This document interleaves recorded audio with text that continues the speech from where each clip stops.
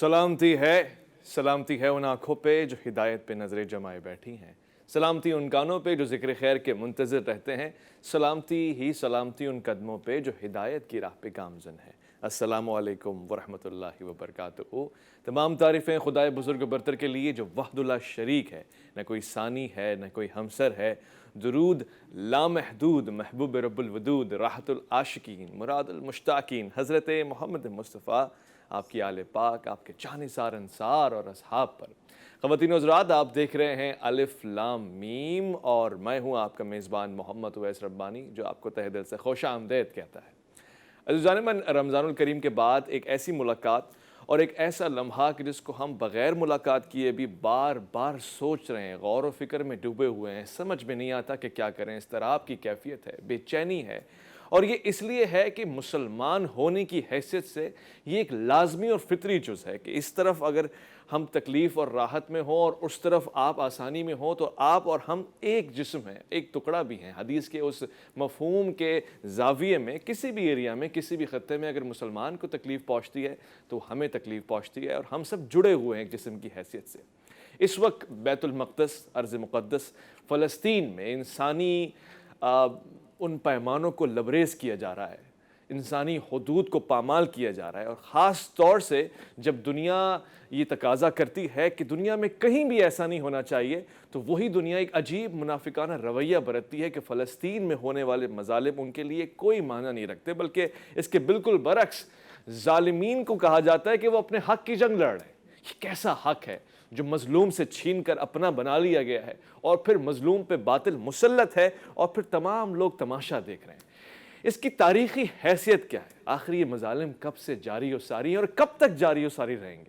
آج میں نے دل کھول کے گفتگو کرنے کے لیے ہمارے درمیان جن کو طلب کیا ہے، وہ کسی تعارف کے محتاج نہیں ہے، بہت ہی پیاری اور حسین گفتگو فرماتے ہیں اور بہت خاص مطالعہ رکھتے ہیں، تاریخی حقائق آپ کے سامنے ہیں اور علم حدیث آپ کے سامنے ہے، اور پھر اس سے بڑھ کے یہ کہ بہت ہی خوش دلی اور وسعت نظر کا مظاہرہ کرتے ہیں۔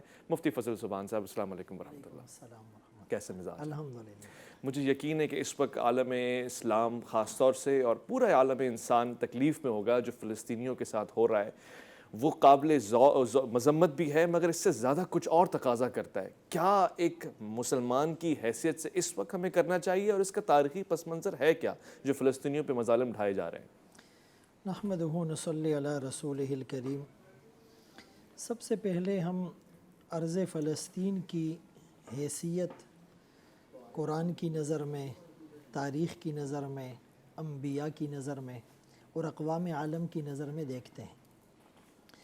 اس خطے کو اور اس سرزمین کو بیت المقدس بھی کہا گیا، اریحہ بھی کہا گیا، بارکنا فیہا کا بھی یہ مصداق ہے، اور اس زمانے میں شام، اردن، فلسطین، ان تمام علاقوں کو ارض مبارکہ کہا گیا تھا۔ آج کل جغرافیائی اعتبار سے یہ لبنان اور مصر کے درمیان کا علاقہ ہے، اور 1189 میں صلاح الدین ایوبی نے صلیبیوں کو شکست فاش دی اور اس علاقے کو مسلمانوں کا ایک مرکز بنایا تھا۔ لیکن بدقسمتی سے دوسری جنگ عظیم کے دوران اور اس کے بعد جب برطانیہ نے اس پر قبضہ کیا تو یہودیوں کو یہاں پر بسانے، آباد کرنے کے لیے حکمت عملی بنائی، اور پھر دھیرے دھیرے اس کو اپنے اس وعدے کو عملی جامہ بھی پہنا دیا۔ مسلمانوں کے لیے یہ اہم ترین اور مقدس ترین خطہ تو ہے، لیکن اس کے ساتھ ساتھ اہل کتاب کے لیے بھی اس کی حیثیت ڈھکی چھپی نہیں۔ بالکل ایسے ہی ہے۔ یعنی یہ مسلمانوں کا قبلہ اول ہے۔ ہجرت مدینہ کے بعد 16 یا 17 مہینے تک مسلمانوں نے، رسول اللہ صلی اللہ علیہ وسلم نے بیت المقدس کی طرف منہ کر کے نمازیں پڑھی، اور اس فلسطین کے ٹکڑے اور خطے کی قرآن کریم میں جو فضیلت ہے، سب سے پہلی آپ 15ویں پارے سورہ اسراء اور بنی اسرائیل کی پہلی آیت کو دیکھیں، من المسجد الحرام الی المسجد الاقصی، یعنی مسجد حرام سے بیت اللہ مکہ مراد ہے، اور مسجد اقصی سے مراد فلسطین کا خطہ ہے۔ صحیح۔ اور بارکنا فیہا، اور بارکنا حولہ، کہ ہم نے اس کے ارد گرد کو بھی مبارک بنایا، لنریہ من آیاتنا، تاکہ ہم اپنی نشانیاں انہیں دکھلائیں۔ پھر اسی صفحے میں وَلِيَدْخُلُ الْمَسْجِد، اس مسجد سے مراد بھی مسجد اقصیٰ ہے۔ پھر لوط علیہ السلام اور ابراہیم علیہ السلام کا تذکرہ وَنَجَّيْنَاهُ وَلُوطًا إِلَى الْأَرْضِ الَّتِي بَارَكْنَا فِيهَا لِلْعَالَمِينَ، اس سے مراد بھی بیت المقدس ہے۔ پھر موسیٰ علیہ السلام نے جو اپنی قوم کو کہا ادخلوا الارض المقدسہ، اس ارض مقدسہ سے مراد بھی فلسطین اور مسجد اقصیٰ ہے۔ کتب اللہ لکم، اللہ نے تمہاری تقدیر میں اس کو لکھ دیا ہے۔ صحیح۔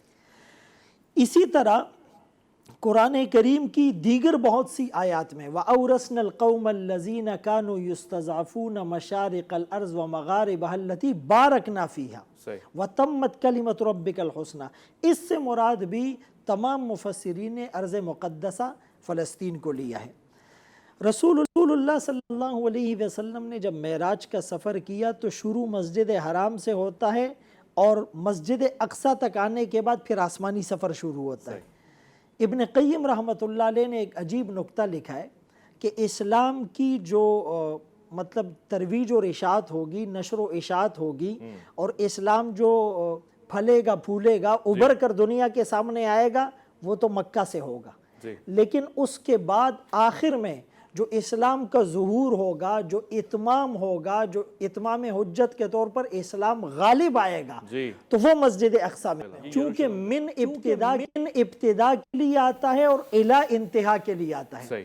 آپ جب احادیث کو جمع کرتے ہیں تو عیسیٰ علیہ السلام کو اٹھایا گیا اس سرزمین سے، عیسیٰ علیہ السلام پیدا ہوئے، یہاں پر نزول ہوگا، یہاں پر دجال کو قتل کیا جائے گا باب لط کے پاس، اور یاجوج ماجوج یہاں سے نکلیں گے، اور وہ آگ جو لوگوں کو جمع کرے گی وہ یہی ٹکڑا ہوگا۔ ابراہیم علیہ السلام نے ہجرت کی فلسطین کی طرف، ابراہیم علیہ السلام نے اسحاق علیہ السلام کو آباد کیا فلسطین میں، اور زکریا علیہ السلام نے محراب بنایا اسی ٹکڑے میں، اور اس کے بعد داؤد علیہ السلام نے محراب بنایا، اور سلیمان علیہ السلام اور داؤد علیہ السلام نے مل کر اس کی تعمیر کی۔ یعنی دنیا میں اللہ کا پہلا گھر وہ تو بیت اللہ تھا، اور دوسرا گھر جو 40 سال کے عرصے کے بعد بنا خطے پر اور سرزمین پر، وہ بیت المقدس تھا، اور اس کو آدم علیہ السلام نے بنایا تھا۔ لیکن داؤد علیہ السلام اور سلیمان علیہ السلام نے اس کی دوسری تعمیر کی تھی۔ عیسیٰ علیہ السلام کی پیدائش، عیسیٰ علیہ السلام کا رفع، عیسیٰ علیہ السلام کا نزول، اور پھر یہ سارے معاملات، طالوت علیہ السلام، یہ جو واقعہ جو جالوت کو قتل کیا تھا وہ بھی یہی سرزمین تھی، اور یہ واحد خطہ ہے بیت المقدس اور مسجد اقصیٰ۔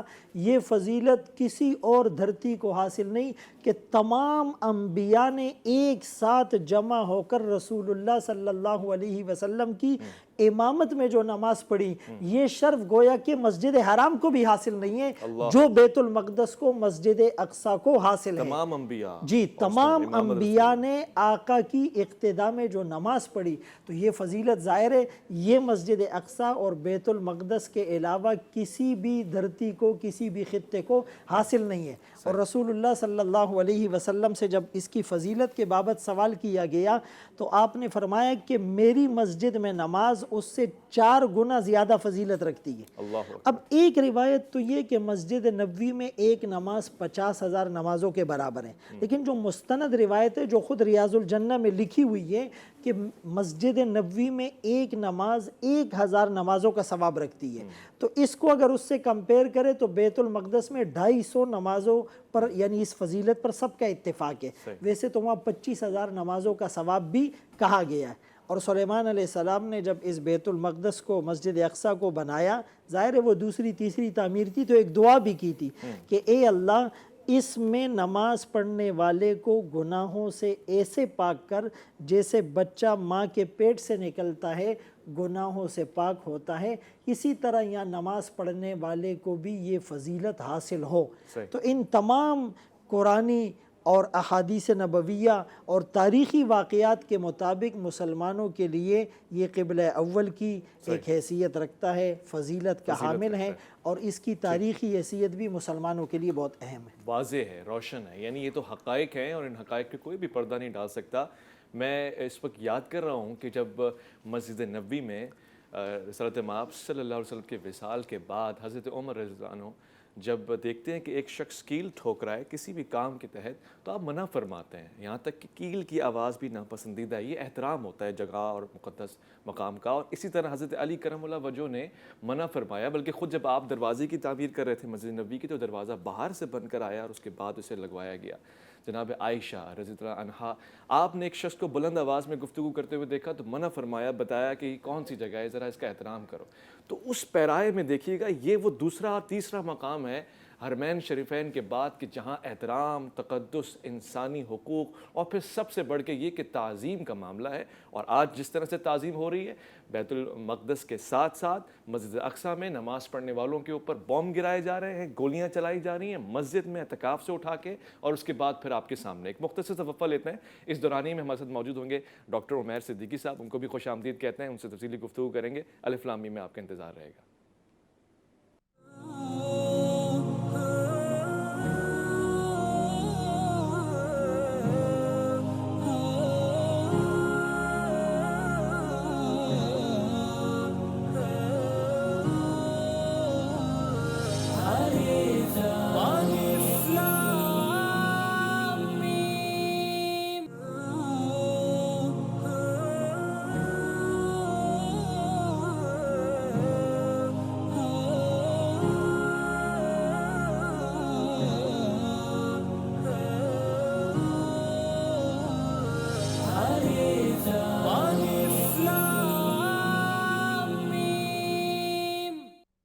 جی، پروگرام کے آغاز میں ہی مجھے سید ابو العلا مودودی رحمۃ اللہ علیہ کا وہ قول یاد آ گیا کہ حق کے غالب آنے کا مجھے اتنا ہی یقین ہے جتنا صبح سورج کے طلوع ہونے کا ہے، اور اسی طرح ایمان والے زندگی گزارا کرتے ہیں۔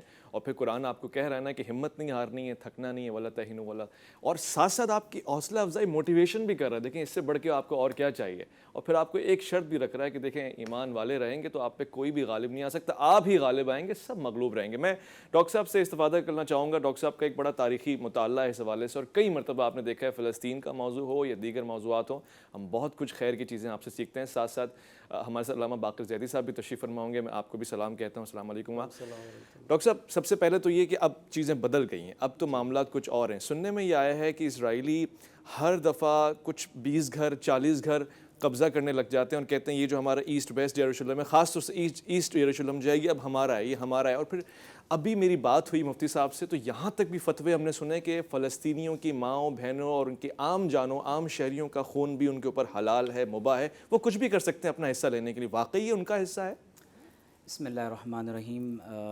ایک ایسے وقت میں جب پوری دنیا روڈوں پر ہے، احتجاج کر رہی ہے اور ہر شخص اپنے سطح پر آواز حق کو بلند کرنے کی کوشش کر رہا ہے، تو یقیناً جی ٹی وی کا یہ اقدام قابل تحسین ہے۔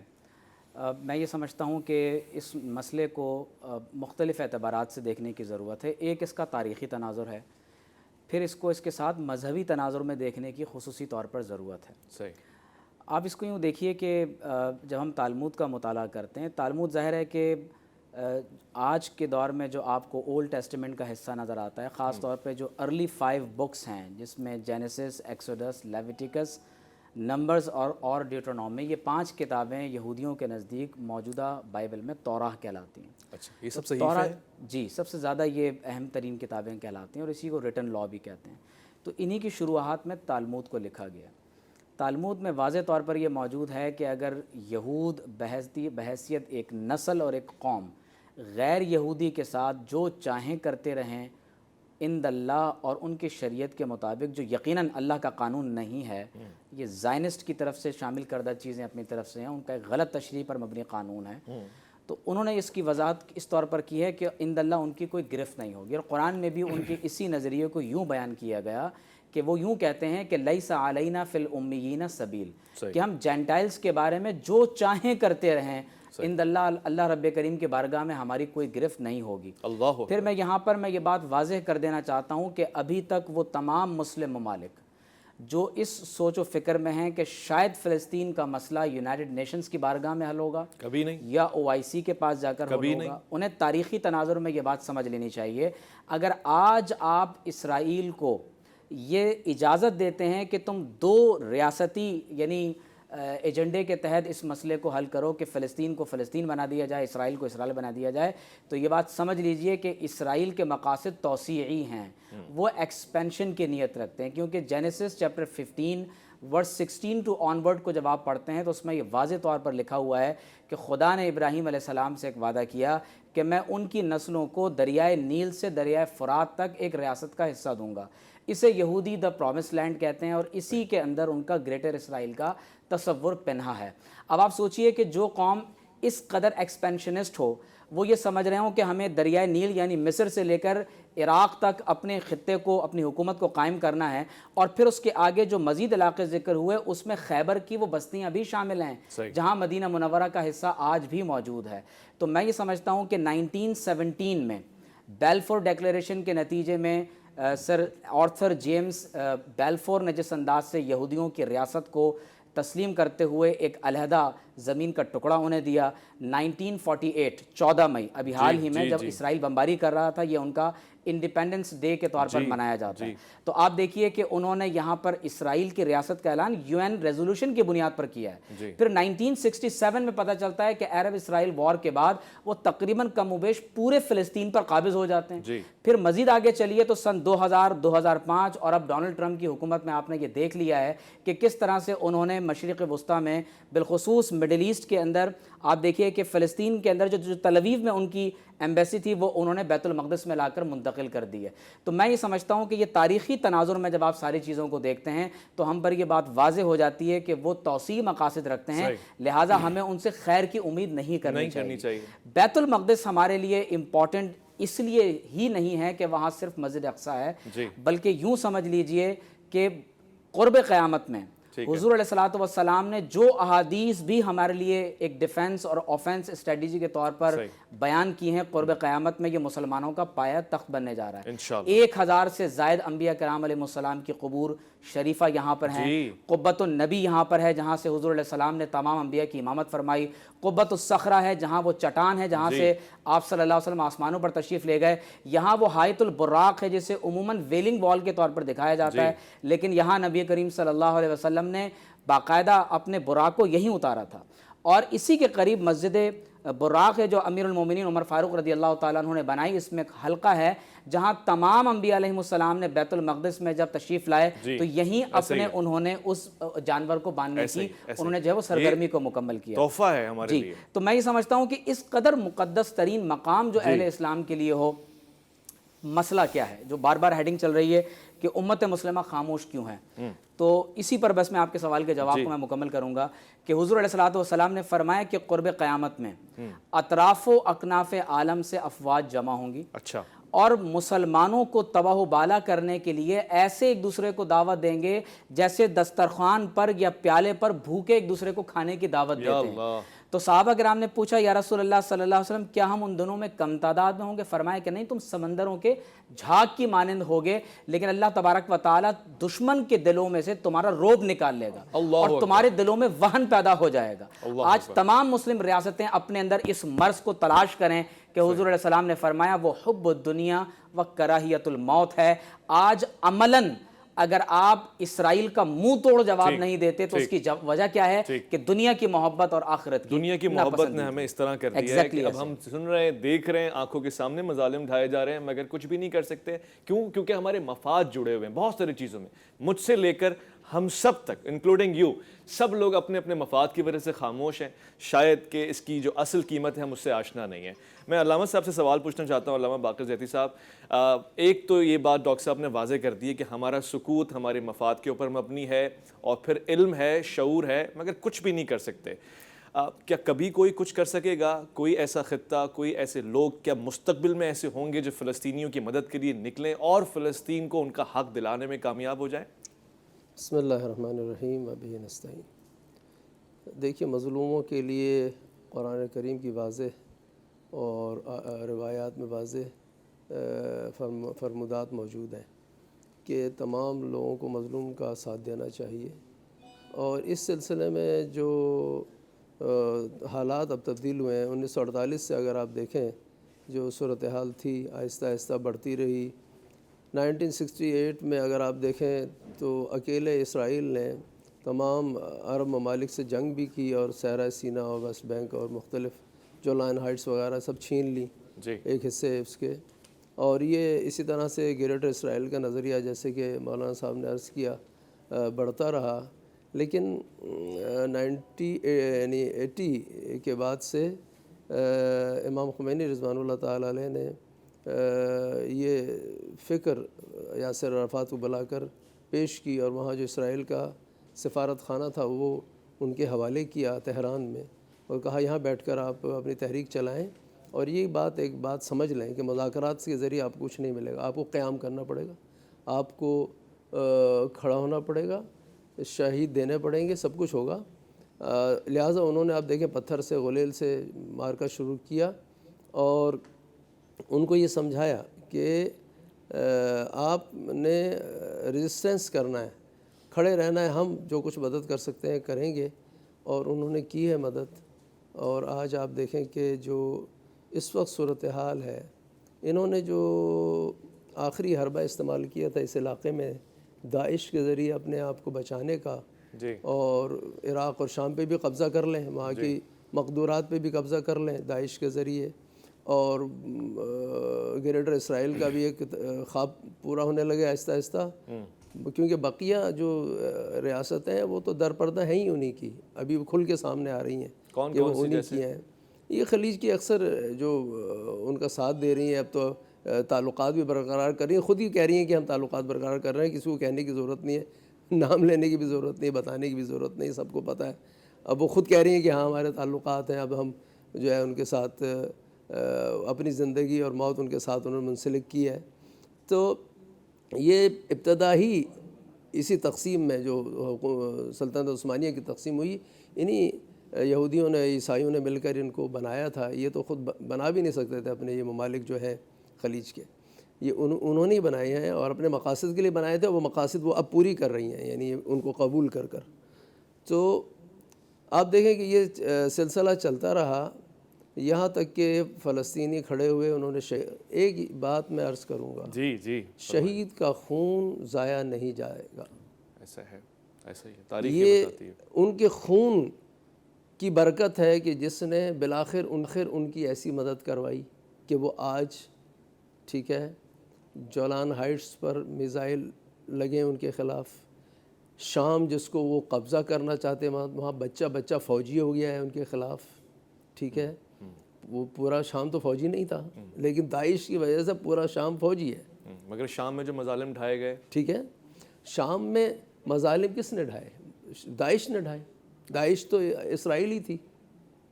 جو ان کا موجودہ نظام ہے, موجودہ نظام جو ہے اس نے بڑا قتل کیا ہے. موجودہ نظام جو ہے اس نے یا اس سے پہلے ان کے آباء و اجداد نے کوئی اگر غلطی کی ہے, ہم اس کے ذمہ دار نہیں ہیں. نہیں, آپ تو ذمہ دار نہیں ہیں, مگر غلط کو غلط تو کہنا چاہیے. غلط اگر کوئی ہوئی تاریخ میں, مجھے نہیں معلوم کہ اخوان کے کچھ لوگوں کو اگر انہوں نے کچھ کیا ہے, سیاسی مسائل تھے ان کے, اس پر ابھی بحث نہیں کر رہے. ٹھیک ہے, لیکن جو اس وقت حکومت تھی وہ اسرائیل کے حق میں گرانا چاہتے تھے. وہ یہ چاہتے تھے کہ حزب اللہ کو جو رسد دی جاتی ہے ایران سے یہ کٹ جائے, ٹھیک, ان کے تک اسلحہ نہ پہنچے. وہ یہ چاہتے تھے, وہ تو اسرائیل کو سیکیور کرنا چاہتے تھے. وہ نہیں ہو سکا. اب جو صورتحال ہے وہ یہ ہے کہ اب میں بتاؤں آپ کو کہ 6-7 سال پہلے رہبر انقلاب نے یہ بات کہی تھی کہ اب ہم غزہ کو مسلح کریں گے, اور شہید قاسم سلیمانی نے مسلح کیا غزہ کو. ابھی انہوں نے اعلان کیا ہے 16 مئی کو کہ ہم ویسٹ بینک کو بھی مسلح کریں گے. ٹھیک ہے, وہاں پہ بھی اگر میں ایک چیز عرض کروں آپ کی ذات سے, مفتی صاحب سے سوال بھی پوچھنا چاہوں گا اسی کو سوال بناتے ہوئے. یہ بہت اچھا ہے, میں پرسنلی مجھے بڑے تانے سننے کو ملے, میں پھر بھی اپریشیٹ کرتا ہوں جہاں کام اچھا ہو رہا ہے. جہاں غلط ہو رہا ہے اس کی مذمت بھی برملا برجستہ کرتا ہوں. مگر کیا مسلح کر دینا اس کا حل تھا؟ آپ نے 4 لوگوں کو ایک میزائل دے دیا, ان کے بدلے میں ان کو 100-200 میزائل کھانے پڑے, ان کی کئی جانوں کا نقصان ہوا. مفتی صاحب, کیا یہی حل تھا کہ ہم فلسطینی لوگوں کو 90-100 میزائل پکڑا دیں, یہ جانتے ہوئے بھی کہ سامنے والے کے پاس Iron Dome anti missile system ہے, وہ تو تباہ و برباد کر دے گا؟ کیا پوری امت کا مسئلہ ہے, یہ صرف ایران کا مسئلہ ہے, یمن کا مسئلہ ہے, یا امارات اور خلیجی ریاستوں کا مسئلہ ہے؟ بسم اللہ الرحمن الرحیم. اس وقت فلسطین میں فلسطینیوں پر جو مظالم ڈھائے جا رہے ہیں, تو یقین مانے کہ ایک مسلمان کیا ایک انسان اور انسانیت کا جذبہ رکھنے والا بھی وہ اس پر بلبلا اٹھتا ہے. جی یعنی ظلم و بربریت اور قتل و غارت گری کی یہ داستانیں شاید کسی کے تصور میں آئی ہو. پھر رمضان المبارک ہے، آخری عشرہ ہیں، تاقراتے ہیں، اعتکاف کی حالت ہے، نماز پڑھتے ہوئے قرآن کی تلاوت کرتے ہوئے نہ صرف مردوں کو، عورتوں کو، بچوں کو، بوڑھوں کو، یعنی جس طرح وہ مظالم کا نشانہ بنایا جا رہا ہے. تو یعنی ہم یہ جو زبانی مذمت یا زبانی جو ہم تھوڑے سے نعرے لگا رہے ہیں تو ہمیں بھی شرم آتی ہے. شرم آتی، حقیقت ہے. دیکھیں بنیادی طور پر اس وقت امت مسلمہ یا اقوام متحدہ کو دیکھ رہی ہے یا OIC کو دیکھ رہی ہے. صحیح. OIC کے جنرل سیکریٹری نے 2-4 سال پہلے انہی معاملات میں جب فلسطینیوں پر مظالم ڈھائے جا رہے تھے ایک بیان دیا کہ OIC مذہبی تنظیم نہیں ہے، ایک سیاسی اشتراک ہے. ہم تجارتی معاملات، سفارتی معاملات کو تو دیکھ سکتے ہیں، ہم مسلمانوں کی مدد نہیں کر سکتے. تو پھر مذہبی تنظیم بناتے ہیں. اور پھر دوسرا انہوں نے جواب اور اسٹیٹمنٹ یہ دیا تھا کہ چونکہ اسرائیل اور فلسطین کو جو عالمی عدالت برائے جنگی جرائم ہے اس میں اپنا مقدمہ لے جانا چاہیے اور یہ دونوں اس کے ممبر نہیں، لہٰذا یہ بھی نہیں ہو سکتا، سولوشن ہمارے پاس نہیں ہے. پھر اقوام متحدہ کو آپ دیکھ لیجئے کہ جب عراق نے کویت پر حملہ کیا تھا تو امریکی مفادات کی بات تھی، اقوام متحدہ نے فوری ایکشن لیا تھا. لیکن یہاں پر اسرائیل کے خلاف ایکشن لینا تو دور کی بات، ان کی تائید کی جا رہی ہے. دیکھیں یہ ایک پالیسی کے تحت مسلمانوں کے خلاف لابنگ کرتے ہیں. مثال کے طور پر سب سے پہلے جب فلسطین پر حملہ ہوا، ناجائز طور پر یہ غاصب ہوئے، تو ظاہر ہے کہ کچھ عسکریت پسندوں نے، کچھ مجاہدین نے، ہر مسلمان نے جذبہ جہاد کی اس پکار پر اسلحہ اٹھایا. اور قرآن آپ کو یہ نہیں کہتا کہ آپ کے پاس ان کے مقابلے کے میزائل ہو تبھی آپ نے جو ہے نا سٹیپ لینا ہے. فَمَا لَكُمْ لَا تُقَاتِلُونَ فِي سَبِيلِ اللَّهِ وَالْمُسْتَضْعَفِينَ مِنَ الرِّجَالِ وَالنِّسَاءِ وَالْوِلْدَانِ الَّذِينَ يَقُولُونَ رَبَّنَا أَخْرِجْنَا مِنْ هَذِهِ الْقَرْيَةِ الظَّالِمِ أَهْلُهَا. تمہیں کیا ہوا کہ تم اللہ کے راستے میں نہیں لڑتے جبکہ کمزور مرد، عورتیں، بچے، بوڑھے تمہیں پکار رہے ہیں.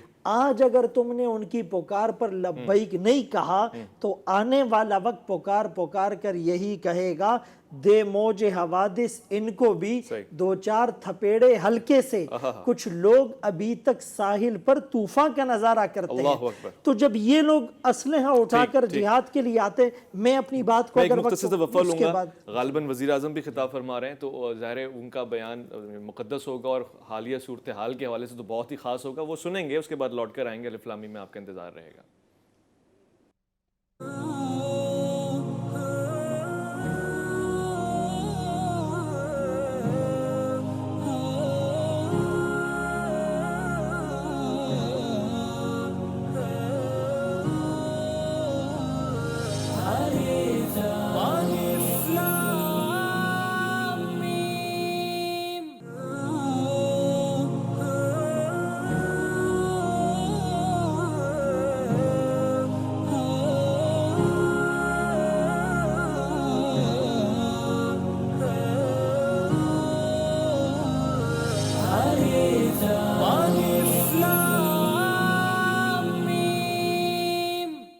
جی خوش آمدید. بغیر کوئی آپ کو مشکل میں ڈالے میں مفتی فضل سبحان صاحب کی بات کو کنٹینیو سننا چاہتا ہوں. فلسطینیوں نے اپنی آزادی کے لیے اسلحہ اٹھایا تو سب سے پہلے اقوام متحدہ نے کہا کہ عسکریت پسندی کو روکا جائے، ہم استصواب رائے جو ہے وہ کرواتے ہیں. اس کے بعد جب وہ عسکری طور پر ان کا سلسلہ بند ہوا، دوسرے نمبر پر ان کی پالیسی یہ تھی کہ انہوں نے کہا جی یہ تو ان کا باہمی تنازع آپس میں ہی حل کرے دونوں ملکوں کا. اس باہمی تنازع کے لفظ سے ظالم اور مظلوم کا جو ڈسکریمنیشن اور فرق تھا اس امتیاز کو ختم کر دیا. اور کچھ عرصے کے بعد تیسری پالیسی کے طور پہ یہ اناؤنس کیا کہ جی یہ اسرائیل کا اندرونی اور داخلی معاملہ ہے. تو اس طرح وہ ایک طریقہ کار اور لائحہ عمل کے ذریعے سے مکمل ان کی سرپرستی کی اور مسلمان وہیں پر رہ گئے. لہٰذا ایسے ظالم اور کافروں کے لیے جہاد اور قتال فی سبیل اللہ کا حکم ہے. ہم حکمرانوں سے یہ اپیل کرتے ہیں جیسے اپنی الیکشن کمپین کے لیے دن رات ایک کرتے ہیں، سفارتی بائیکاٹ کرے، لوگوں کو جمع کر کے اقوام متحدہ کے پاس جائے، OIC کے پاس جائے، اپنے آپ کو بے چین اور ریسٹ لیس بنائے تب انشاءاللہ ان کی آواز میں درد اور اثر ہوگا، بہت اچھے۔ ورنہ زبانی دعو اور نعروں سے کچھ میں آپ نہیں کی ہونے حمایت والا۔ کرتا ہوں اس میں، یہ حقیقی بات ہے۔ ڈاکٹر صاحب سوال بہت سارے ہیں، ایک سوال ہم چونکہ آف دا ریکارڈ پہ ڈسکس کر رہے تھے، اس میں کیا انٹرنیشنل پالیٹکس نظر آتی، کیا ملکوں کے اپنے اپنے مفادات جڑے ہوئے ہیں؟ ایران کا کیا مفاد جڑا ہوا ہے جو کود پڑا ہے اس میں؟ دیکھیے ایران پر تو میں کامنٹ نہیں کروں گا، کیونکہ پراکسی وارز اس وقت پوری دنیا بالخصوص مڈل ایسٹ میں لڑی جا رہی ہیں، اور ہم دیکھ رہے ہیں کہ گزشتہ ادوار میں ہی بشار الاسد اور پھر اس کے باپ حافظ الاسد کے عہد سے لے کر تاحال کوئی 10 لاکھ سے زائد جو اہل اسلام تھے ان کا کچھ تو خون کیا گیا، ان پر کس طرح سے زہریلی گیسز جو ہے وہ چھوڑی گئیں۔ پھر یہی صورتحال آپ کو عراق میں اور دیگر خطوں میں بھی نظر آتی ہے۔ ایک حدیث شریف میں ہے کہ حضور علیہ الصلوۃ والسلام نے اس بات کی وضاحت فرمائی ہے کہ اللہ کے کچھ بندے ایسے ہیں جو قیامت تک حق پر لڑتے رہیں گے، اور بعض روایات میں ہے کہ اعلیٰ ابواب بیت المقدس، بیت المقدس کے دروازوں پر لڑتے رہیں گے، اور فرمایا کہ انہیں معاشی نقصان کے علاوہ اور کوئی نقصان نہ پہنچایا جا سکے گا، اور فرمایا وہ حق پر قائم رہیں گے یہاں تک کہ ان کا آخری حصہ مسیح دجال کے ساتھ برسر پیکار ہوگا۔ آپ دیکھیے کہ حالیہ عہد میں ہی ریڈ کراس کی میں کہہ بلڈنگ کو سکتا ہوں اس سے مراد حماس ہے، میں کہہ سکتا ہوں؟ دیکھیے یقیناً وہ تمام مجاہدین جو وہاں پر اہل اسلام میں سے وہاں اپنی جانیں قربان کر رہے ہیں وہ اسی میں سے ہیں۔ تو ریڈ کراس کی بلڈنگ کو حال ہی میں آپ دیکھیے کہ جنیوا کنونشنز کی مخالفت ہو رہی ہے، اسرائیل نے بمباری کر کے تباہ کر دیا۔ اسی طرح الجزیرہ اور دیگر ٹی وی چینلز کی عمارتوں کو یعنی گرا دیا گیا۔ 250 سے زیادہ یعنی فلسطینی بچے مرد عورت اس دوران میں شہید ہوئے۔ ابھی مفتی صاحب نے یونائٹڈ نیشنز کی بات کی ہے، تو امریکہ نے تو اس کو سلامتی کونسل کے اجلاس کو پہلے رکوا دیا، اور بعد میں جب اجلاس ہوا تو اسرائیل کے خلاف قرارداد لانے کے لیے ویٹو کر دیا۔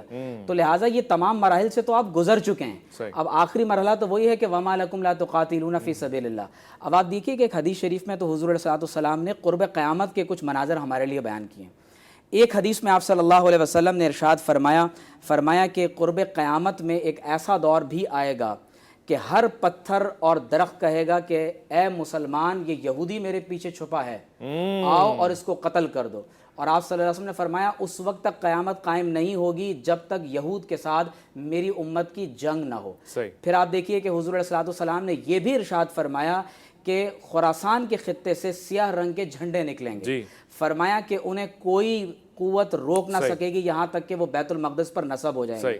خراسان یہ اس دور کے نقطہ نظر سے دیکھیں تو یہ افغانستان کا قلب، کچھ حصہ ایران کا اور پاکستان کا وہ قبائلی بیلٹ اس میں آتا ہے جہاں سے بالخصوص لوگ ہمارے جنگجو پاکستان کے لوگ اس دور میں تو فارس تھا نا سارا افغانستان، اور یہ تو بات کی پھر آپ دیکھیے کہ ایک حدیث میں یہ بھی ہے کہ اصفہان سے حضور علیہ السلام نے فرمایا کہ 70,000 یہودی نکلیں گے، اور آج آپ جانتے ہیں کہ اصفہان کے خطے میں بڑی تعداد میں یہودی آباد ہیں۔ فرمایا کہ وہ وہاں سے نکلیں گے اور دجال کے ساتھ جا کر مل جائیں گے اور حضرت مسیح علیہ السلام کے خلاف برسر پیکار ہوں گے۔ تو میں یہ سمجھتا ہوں کہ اگر آپ ان تمام تر باتوں کو جوڑ کر کوئی نتیجہ نکالنا چاہتے ہیں تو نتیجہ یہ ہے کہ سبحان الذی اسری بعبدہ لیلا من المسجد الحرام الی المسجد الاقصی، مسلمانوں کو ذات پات رنگ نسل کے افتراق و انتشار اور فرقہ واریت کو آگ لگا کر امت مسلمہ کی دفاع کے لیے، حرمین طیبین کے دفاع کے لیے، بیت المقدس کے دفاع کے لیے ایک ہونا پڑے گا۔ اگر مسلمان حرم کی پاسبانی کے لیے، بیت المقدس کی بقا کے لیے ایک نہیں ہوئے تو یقینی طور پر پھر داستانوں سے ہمارا نام مٹا دیا جائے گا۔ صرف ایک جملہ میں یہ کہہ دوں، تاریخ یہ بتاتی ہے کہ بیت المقدس فاروق اعظم امیر المومنین عمر فاروق رضی اللہ تعالی عنہ نے صلح سے آپ نے بازیاب کروایا، آپ نے اس کو فتح کیا۔ دوسری جو بڑی عظیم شخصیت ہے وہ سلطان نور الدین زنگی اور سلطان صلاح الدین ایوبی کی ہے، جو بیک وقت اساسنس باطنی فرقے کے جو لوگ تھے، جو قلعۃ الموت میں لوگوں کو خود کو سکھاتے تھے، اس کے بعد یہودی اور ساتھ میں کروسیڈرز پوری دنیا کے خلاف ایک ہو کر لڑے۔ آج مسلمانوں کو پھر کسی صلاح الدین کی ضرورت ہے۔ ایسا ہی ہے علامہ صاحب، مختصراً یہ ہے لوگ بہت سے اس طرح کے سوالات کرتے ہیں، میں اس لیے یہ سوال پوچھ رہا ہوں، ایران میں خود بڑی تعداد میں یہودی رہتے ہیں، تو کیا یہ وہ جو وہاں یہودی رہتے ہیں وہ دین کے دشمن نہیں ہیں، اور جو اسرائیل میں رہتے ہیں وہ دین کے دشمن ہیں؟ دیکھیے کسی بھی ملک میں کوئی قوم رہ سکتی ہے، قدیم ایام سے جو لوگ رہتے ہیں، پاکستان میں ہندو رہتے ہیں، آپ نکال سکتے ہیں؟ صحیح نہیں نکال سکتے۔ پھر اب آپ رہ گئی بات یہ کہ یہ جو تاریخی مناظر ہیں، میں چاہتا تھا کہ اس پہ بات نہ کی جائے کہ 10 لاکھ لوگ وہاں مار دیے گئے، وہاں فلان مار دیے گئے۔ یہ تاریخ کس نے لکھی ہے، یہ کس نے بتایا ہے؟ یہ فقط افتراق ڈالنے کے لیے زیادہ تر ہے۔ جو ابھی ہمارے سامنے داعش کا مسئلہ ہے، اس کو بھی اب اگر ہم جھٹلانا شروع کر دیں تو مگر شام میں جو ہوا وہ تو ہم سب کو پتہ ہے. آگا جان شام مذمت تو میں کیجیے نا اس کی. اگر ہوا ہے تو مذمت ہوگی. ٹھیک فلسطین تک رہتے ہیں فی میڈیا الحال, دکھا رہا ہے, مذمت تو کیجیے. یہ مذمت تو بنتی ہے. میڈیا کہاں دکھا رہا ہے, کس جگہ انہوں نے جو ہے وہ قتل غارت کری اس طرح سے کی ہے جس اچھا طرح فلسطین کی بات کر لیں. فلسطین کی بات کرنا چاہیے, یہ بات صحیح ہے. اور میں نے عرض کیا کہ فلسطینیوں کو قاسم سلیمانی صاحب نے مسلح کیا, اسماعیل ہانیہ نے خود اعلان کیا کہ وہ شہید قدس ہیں, اور ہمیں ان تمام چیزوں سے ہٹ کر ساتھ دینا چاہیے ان کا.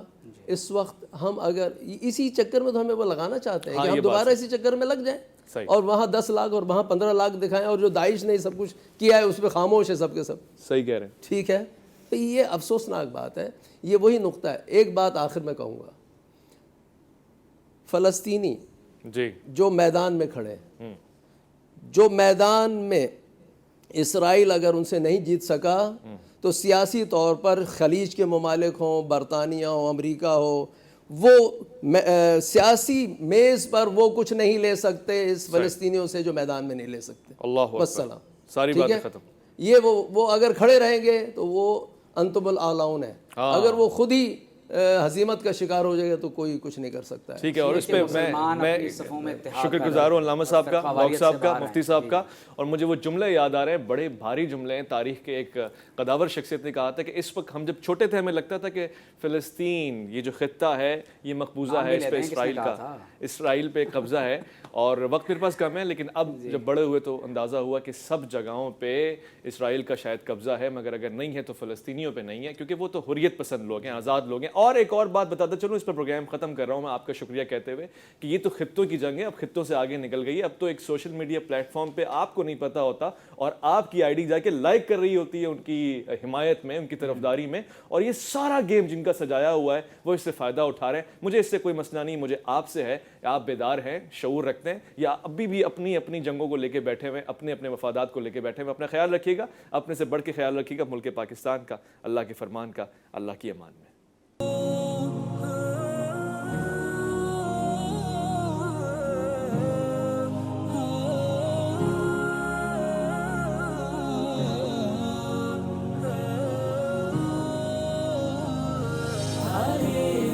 Alif Lam